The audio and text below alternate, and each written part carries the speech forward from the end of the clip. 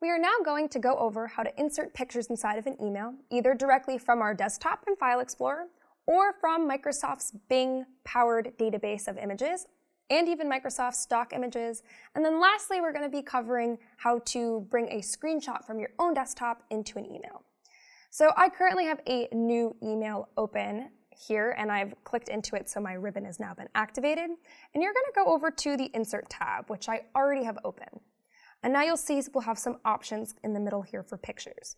So this picture is from File, so this is anything that we're going to pull from our computer or desktop. So if I click this, it's going to open up my window here, and I can select from any, I'm in my pictures thing right now, but I can select, any photo from my computer. So if I were to click that and hit insert, that beach photo is now inserted right there. The next option that we have is if we go over next to stock images. So Microsoft actually offers a really nice little stock library of different photos. If we click on it, it mainly is a lot of, while it's loading, typically tends to be a lot of people cutouts, as well as any type of stock photos. So we can do images, has the options for icons, has these little cutout people. We have stickers and illustrations. And what's great is we actually can click search, and you can search anything. So, well, pie didn't come up. But you typically, can type in if you're looking for something specifically, and we can look and click as many as we'd like and insert them that way. So those fun stock images are there. And then we also have the option to do online pictures. So instead of, you used to have to open up your browser, and you'd have to, search a picture, you'd have to either copy it or save it. Now you can actually just click this online pictures, and you can search. So if I'm looking for apple pie specifically, I can now search Bing Images right in my Outlook, and I can grab and insert a photo directly from there. And what's great is they have the option to do Creative Commons only, or you can also uncheck that if you would like to.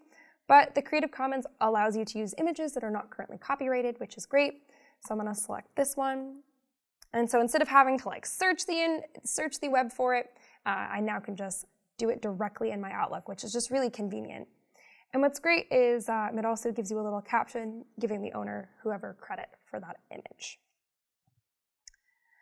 And then lastly, what we'll talk about is adding a screenshot directly from your computer to your email. Now the way we're going to do that is in our simplified ribbon. We're going to go over to the right to those three dots, and we are going to scroll down to illustrations where we see screenshots.